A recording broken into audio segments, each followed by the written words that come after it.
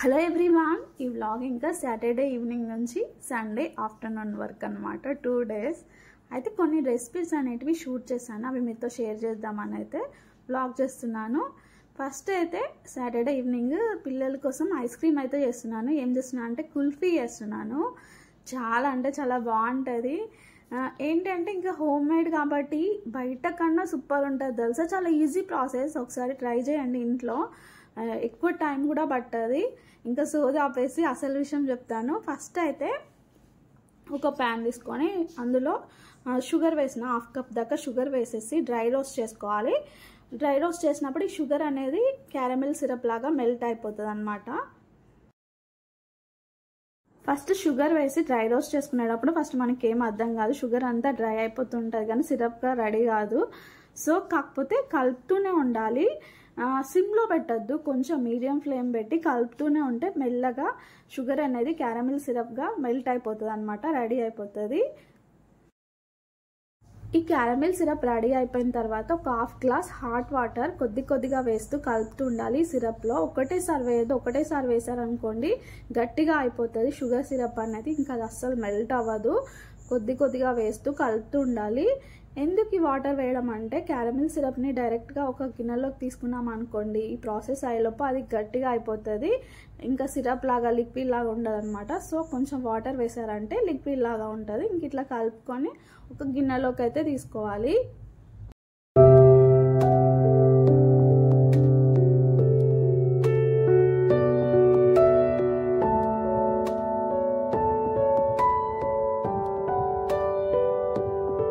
తర్వాత అదే ప్యాన్లో ఒక 1/2 liter మిల్క్ అయితే తీసుకున్నాను. ఈ మిల్క్ అనేది కొంచెం సేపు బాయిల్ అయితే సరిపోతుంది, ఒక పొంగు వస్తే సరిపోతుంది అనమాట.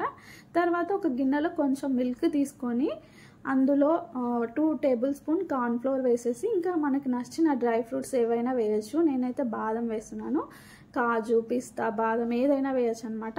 చాప్ చేసి వేయాలి, చిన్నగా చాప్ చేసి వేసేసి ఇదంతా మిక్స్ చేసుకొని పక్కకు పెట్టేసుకోండి.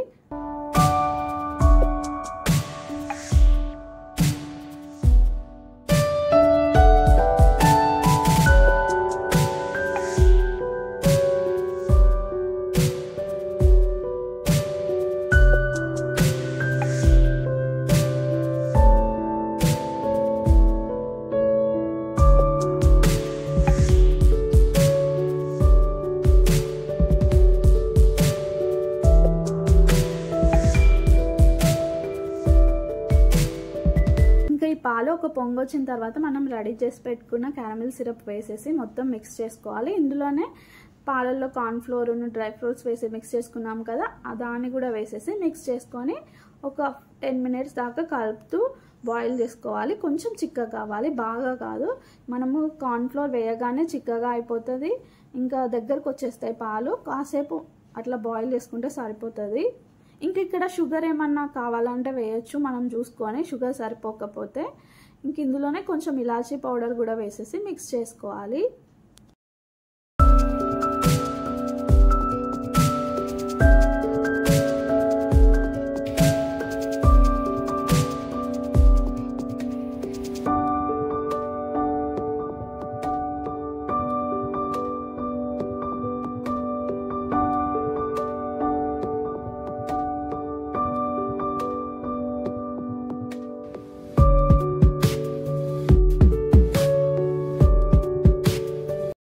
ఈ వీడియోలో చూపించినట్టు పాలు అనేటివి ఈ కన్సిస్టెన్సీలో ఉంటే సరిపోతుంది. ఎందుకంటే పాలు స్టవ్ ఆఫ్ చేసి చల్లగా అయిన తర్వాత ఇంకా చిక్కగా అయిపోతాయి అన్నమాట. సో స్టవ్ ఆఫ్ చేసి పాలను మొత్తం చల్లారనివ్వాలి.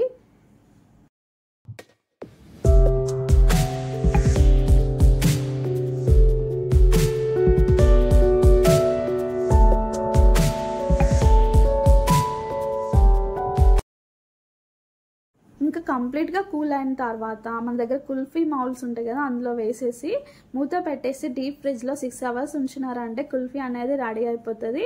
మన దగ్గర ఏమున్నా కుల్ఫీ మౌల్స్ అనే కాదు, ఇంకా చిన్న గ్లాసెస్ ఉంటాయి కదా, స్టీల్ గ్లాసెస్లో వేసేసి సిల్వర్ పేపర్ పెట్టేసి దానిపైన ఐస్ క్రీమ్ స్టిక్స్ పెట్టేసి ఇంకా డీప్ ఫ్రిడ్జ్లో పెట్టిన కుల్ఫీ రెడీ అయిపోతుంది. చాలా అంటే చాలా బాగుంటుందండి నిజంగా. ఎంత మేము నెక్స్ట్ డే తిన్నాం కదా, బయట కొన్నదానికి మనం ఇంట్లో దానికి చాలా డిఫరెన్స్ ఉంది, తెలుస్తుంది. టేస్ట్ అయితే సూపర్ ఉంది అనమాట. ఇంకా పిల్లలు అయితే ఇష్టంగా తినేసినారు. ఇంకా డీప్ ఫ్రిడ్జ్లో మాకైతే 6 అవర్స్లో అయిపోయింది. 6 అవర్స్లో మనకి కుల్ఫీ అనేది రెడీ అయిపోతుంది అనమాట.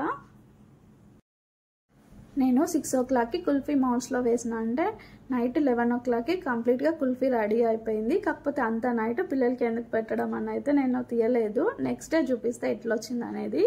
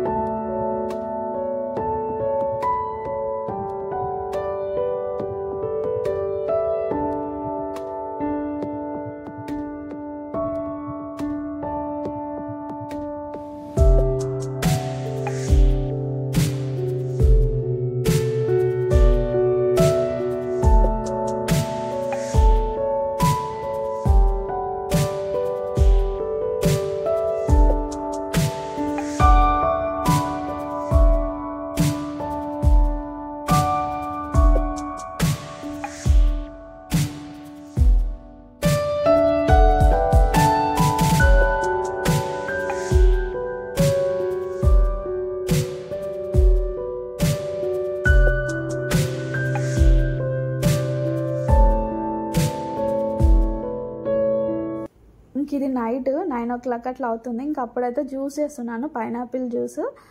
ఇంకా అందరు తినేసినారు పిల్లలు, నేను కూడా టిఫిన్ తినేసిన, సాటర్డే కాబట్టి.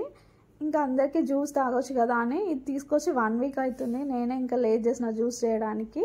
చాలా ఈజీ ప్రాసెస్ కదా, చాలా బాగుంటుంది కూడా. నాకు చిన్నప్పటి నుంచి ఫేవరెట్ జ్యూస్ అనమాట పైనాపిల్ జ్యూస్. ఇంకా పైన ఒక పొట్టు తీయడమే కష్టం ఉంటుంది. ఇంకా అదంతా తీసేసి చిన్న చిన్న పీసెస్గా కట్ చేసుకొని షుగర్ వేసేసి వాటర్ వేసుకున్నామంటే జ్యూస్ అనేది రెడీ అయిపోతుంది. ఇంకా ఐస్ క్యూబ్స్ అట్లా వేయలేదు, కూల్ వాటర్ వేసినా అనమాట. ఇంకా వేసేసి జ్యూస్ లాగా రెడీ చేసుకోవడమే. ఇంకా అందరం అయితే తాగేసినాం జ్యూస్ చేసుకొని.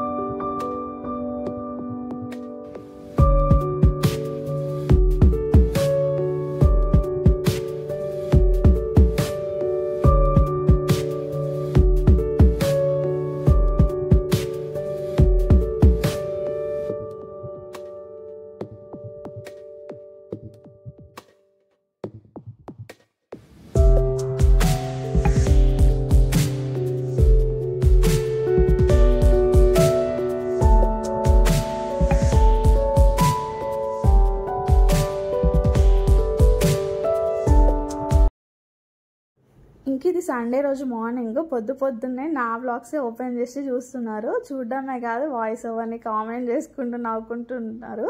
కాకపోతే ఏంటంటే యూట్యూబ్ వల్ల ఏమొస్తుందో రాదో తెలియదు, కానీ మెమరీస్ అయితే చాలా అనమాట. ఇంకెప్పుడు కావాలంటే అప్పుడు మనం వీడియోస్ చూసుకోవచ్చు. ఏంటంటే మళ్ళీ ఆ డేస్కి వెళ్ళి వాటితో మళ్ళీ ట్రావెల్ చేసినట్టు అనిపిస్తుంది. అదొకటైతే ప్లస్. ఏంటంటే తిరుపతి వ్లాగ్స్ అయితే ఒక 1 వీక్లో ఒక 3 times అన్నా చూస్తాము. అంత ఇష్టం తిరుపతి వ్లాగ్స్. ఆ వ్లాగ్స్ చూసినప్పుడల్లా మళ్ళీ అక్కడ ఆ మెట్లు ఎక్కుతున్నట్టు, ఇంకా అక్కడ పైన తిరుపతి కొండపైన ఉన్న ప్లేసెస్ అన్నీ తిరుగుతున్నట్టు మళ్ళీ అక్కడ ట్రావెల్ అవుతాము. అదొక్కటైతే ప్లస్ యూట్యూబ్ వల్ల. నిజంగా మా ఆయన కూడా అదే అంటాడు. మనం మంచి మెమరీస్ అన్నమాట, ఎప్పుడైనా లైఫ్ లాంగ్ చూసుకోవచ్చు. అదొక్కటైతే నచ్చింది నాకు. ఇంకా అందుకోసమే వ్లాగ్స్ అనేటివి కంటిన్యూ చేస్తున్నాను. ఇంక ఇది ఆఫ్టర్నూన్ అనమాట.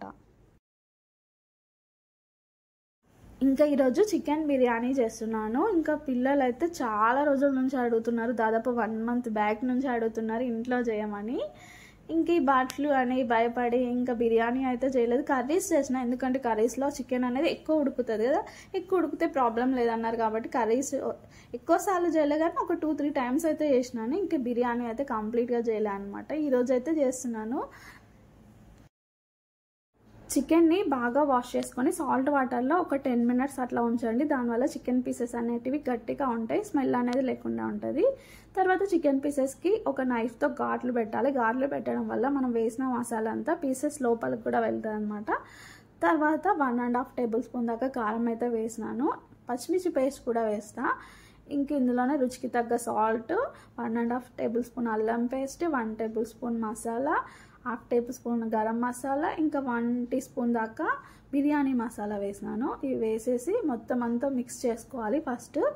తర్వాత ఇందులోనే కొంచెం ఆయిల్, 1/2 కప్ దాకా ఆయిల్ వేయాలి. వేసేసి మిక్స్ చేసుకోవాలి. ఇంకా కర్డ్ కంపల్సరీగా ఎక్కువగానే వేయాలి. కర్డ్తోనే మనకి బిర్యానీ అనేది ఎండిపోయినట్టుగా కాకుండా మంచిగా గ్రేవీగా బాగుంటుంది. సో 1 కప్ దాకా అయితే కర్డ్ వేసేసి మొత్తం అంతా మిక్స్ చేసుకోవాలి. ఇంక ఇవన్నీ వేసిన తర్వాత నిమ్మరసం కూడా వేయాలి. నిమ్మరసం వేసి మిక్స్ చేసుకోవాలి.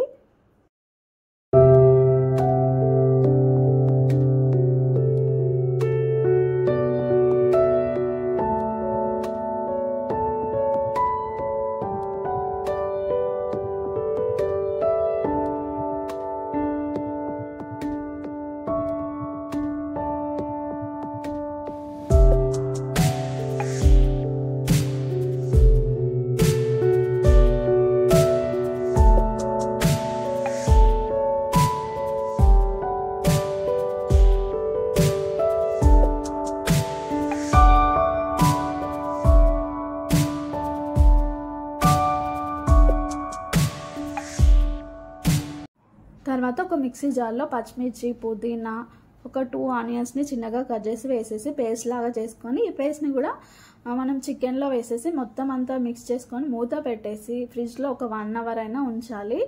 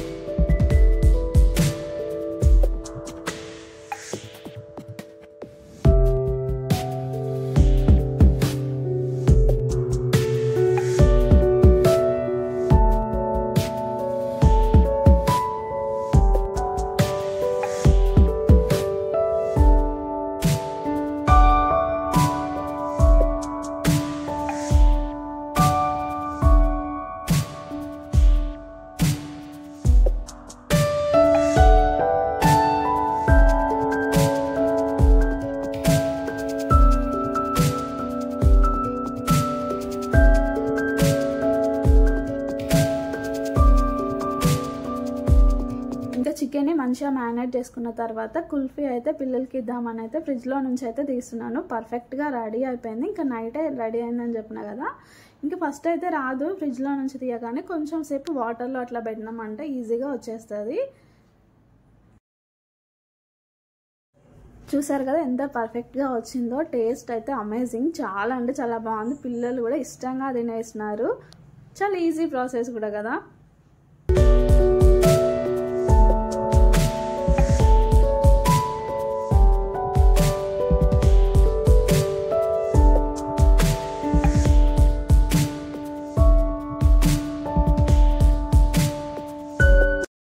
ఇంకా మన బిర్యానీ ప్రాసెస్లోకి వస్తే ఒక బాండి పెట్టేసి ఆయిల్ వేసేసి ఫ్రైడ్ ఆనియన్స్ అయితే చేసుకోవాలి. ఇంకా బిర్యానీ అంటే ఫ్రైడ్ ఆనియన్స్ లేకపోతే ఎట్లా, దాంతోనే టేస్ట్ కదా. ఇంకా ఆనియన్స్ని గోల్డ్ కలర్ వచ్చేదాకా ఫ్రై చేసుకొని పక్కకు తీసేసుకోండి.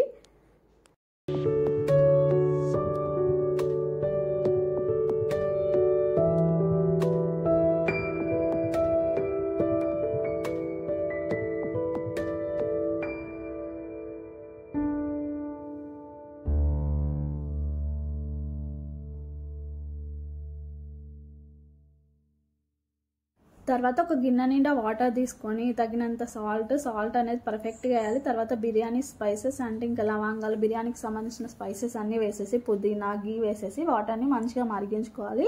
వాటర్ మంచిగా బాయిల్ అయిన తర్వాత రైస్ని నానబెట్టుకుంటాం కదా 3 అవర్స్ ముందే. బాస్మతి రైస్ అనుకోండి 1/2 అవర్ నాదే సరిపోతుంది. నేను బాస్మతి రైస్తో చేయట్లేదు, ఇంట్లో మేము యూజ్ చేసే రైస్తోనే చేస్తున్నాను కాబట్టి ఒక 2 అవర్స్ ముందు నానబెట్టేసి ఇంకా వాటర్ మంచిగా బాయిల్ అయిన తర్వాత ఈ రైస్ని వేసేసి ఒక 50% మాత్రమే ఉడికించుకోవాలి. 70% అంటారు, కానీ ఇంకా మనకి పుల్లల్లాగా రావాలంటే ఒక 50%. ఇంకా దమ్ అయ్యేటప్పుడు మంచిగా బాయిల్ అవుతుంది రైస్ అనేది కరెక్ట్గా. ఇంకా అట్లయితే ఉడికించుకోవాలి.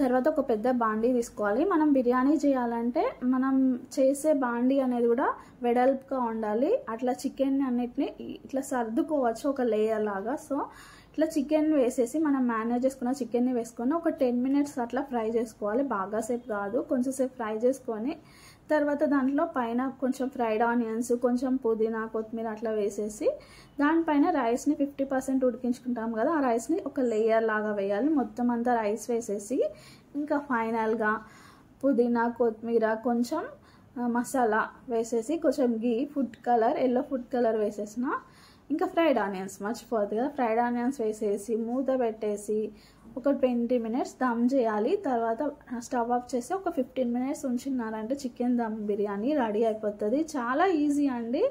ఇంట్లో చేసుకోవడం వల్ల అంటే టేస్ట్ చాలా బాగుంటుంది. ఇంకా ఎక్కువ క్వాంటిటీలో చేసుకోవచ్చు అనమాట. ఇంకా ఇట్లయితే చేసుకున్నారంటే చికెన్ బిర్యానీ రెడీ అయిపోతుంది. ఇంకా రైస్ వేసిన తర్వాత అన్నీ వేసిన తర్వాత పైనుంచి మనం రైస్ని బాయిల్ చేసిన వాటర్ని 1 glass చిన్న గ్లాస్ వరకు కూడా వేసారంటే ఇంకా రైస్ అనేది పర్ఫెక్ట్గా ఉడికిపోతుంది. మనం 50% ఉడికించినాం కదా, మిగతా అదంతా ఉడుకుతుంది. కొంచెం వాటర్ కూడా వేయాలన్నమాట. మూత పెట్టేసి ఒక బరువు పెట్టేసి దమ్ చేయాలి.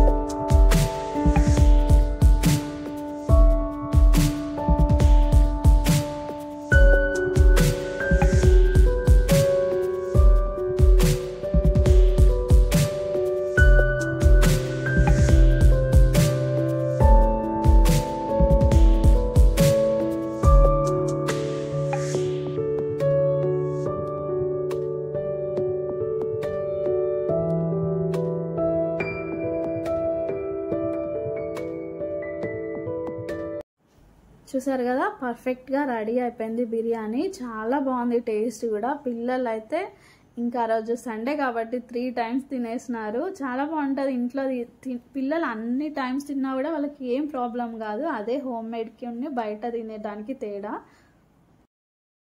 ఇంకా బిర్యానీ కంప్లీట్ అయ్యి మేము తిన్న తర్వాత ఇంకా కిచెన్ సైడ్ అయితే వెళ్ళలేదు. ఎందుకంటే ఇవాళ ఫైనల్ మ్యాచ్ ఉంది కదా క్రికెట్ది. ఇంకా అందులో మన ఇండియా ఉంది. ఇంకా టీవీ నుంచి కదులుతామా, మ్యాచ్ స్టార్టింగ్ నుంచి వాళ్ళు ఛాంపియన్ ట్రోఫీ తీసుకునే వారికి చూస్తూనే ఉన్నాము. ఫైనల్గా మన ఇండియా విన్ అయిపోయింది. చాలా అంటే చాలా హ్యాపీగా అనిపించింది. ఇక్కడితో ఈ బ్లాగ్ ఏం చేస్తున్నాను. బ్లాగ్ నచ్చితే లైక్ చేయండి, మీ ఫ్రెండ్స్కి షేర్ చేయండి, ఇంకా సబ్స్క్రైబ్ చేసుకోవడం మాత్రం మర్చిపోవద్దు. ఇంకొక బ్లాగ్తో మీ ముందుకు వస్తాను. అంతవరకు బాయ్.